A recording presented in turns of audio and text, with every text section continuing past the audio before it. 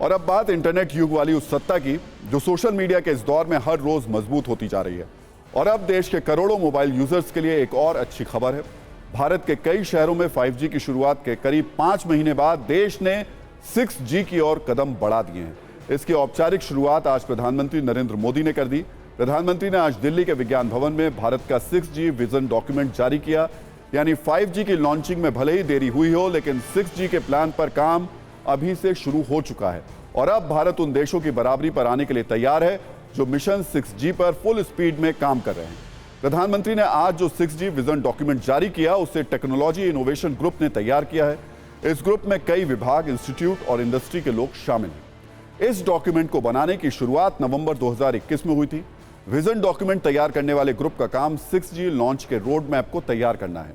Internet की दुनिया में भारत की मजबूत होती सत्ता पर प्रधानमंत्री मोदी ने क्या कहा, वो भी सुनिए। भारत दुनिया में टेलीकॉम टेक्नोलॉजी का बड़ा एक्सपोर्टर होने की दिशा में आगे बढ़ रहा है। 5G की जो शक्ति है उसकी मदद से पूरी दुनिया का वर्क कल्चर बदलने के लिए भारत कई देशों के साथ मिलकर के काम कर रहा है। 5G रोल आउट के 6 महीने बाद ही आज हम 6G की बात कर रहे हैं।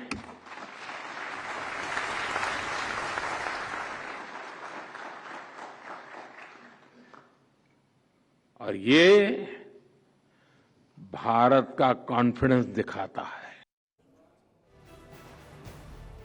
तो आप हर रोज इंटरनेट का इस्तेमाल करते हैं, 4G, 5G जैसे शब्दों को बोलते हैं, लेकिन क्या आप इंटरनेट को लेकर यूज होने वाले G का मतलब जानते हैं? आज हमने आपके लिए 6G पर सत्ता की एक कुंजी तैयार की है, लेकिन सबसे पहले आपको G का मतलब बताते हैं। इंटरनेट को लेकर यूज होने वाले G का मतलब है जनरेशन, जो वक्त के साथ बदलती रहती है। और किसी वक्त में 1G से शुरू होने वाली इंटरनेट की सत्ता अब 6G तक पहुंच चुकी है।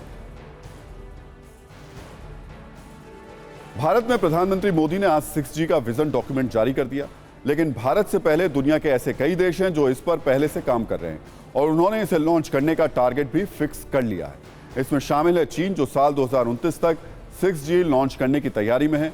जापान में भी 6G को लॉन्च करने के लिए साल 2030 का टारगेट रखा गया है और नोकिया समेत 3 कंपनियां इस पर मिलकर तेजी से काम भी कर रही हैं। अमेरिका का लक्ष्य है कि वो साल 2029 या 2030 तक 6G लोगों तक मुहैया करा सके। साउथ कोरिया में 6G स्पीड में भी तेजी से काम चल रहा है और माना जा रहा है कि साल 2026 तक वो सबसे पहले 6G लॉन्च कर देगा। इसके अलावा कई यूरोपीय देशों का भी 6G टारगेट साल 2030 का है। अनुमान लगाया जा रहा है कि भारत में 6G को 2028 से 2030 के बीच लॉन्च किया जा सकता है। पिछले साल अगस्त में प्रधानमंत्री मोदी ने भी इसके संकेत दिए थे। मौजूदा वक्त में ऐसे कई बड़े देश हैं जो 5G का इस्तेमाल कर रहे हैं, लेकिन क्या आप जानते हैं कि दुनिया ने 1G से 5G तक सफर कितने सालों में तैयार किया और तय किया? आज इंटरनेट पर हमने न्यूज मित्रों के लिए एक दिलचस्प फैक्ट निकाला है। दुनिया में पहले जनरेशन यानी 1G की शुरुआत साल 1979 में हुई, जिसका 1984 तक विश्व भर में विस्तार हुआ था। इसकी मैक्सिमम स्पीड 2.4 kbps तक होती थी। इसके बाद साल 1991 में दुनिया को 2G मिला, जिसकी स्पीड 64 kbps तक होती थी। इसका इस्तेमाल टेक्स्ट मैसेज और बेहतर वॉइस कॉल के लिए किया जाता था। साल 1998 में 3G आया, जिसकी अधिकतम स्पीड 5 Mbps होती थी, लेकिन इसे वीडियो कॉलिंग और वायरलेस इंटरनेट कनेक्शन के क्षेत्र में बड़ी क्रांति माना गया। साल 2008 में दुनिया में 4G का इस्तेमाल किया जाने लगा, जिसकी स्पीड 1 गीगाबिट्स थी। 2019 में दुनिया को 5G मिला, जिसने हाई स्पीड इंटरनेट और अनलिमिटेड डाटा कैपेसिटी में एक बड़ा रोल निभाया और अब माना जा रहा है कि साल 2029-30 तक कई देशों में 6G की शुरुआत हो सकती है और मुमकिन है कि इसमें भारत का नाम भी शामिल हो। 6G के आने से क्या बदलेगा और ये कितनी तेजी से काम करेगा, ये जानने के लिए हमने एक्सपर्ट से भी बात की।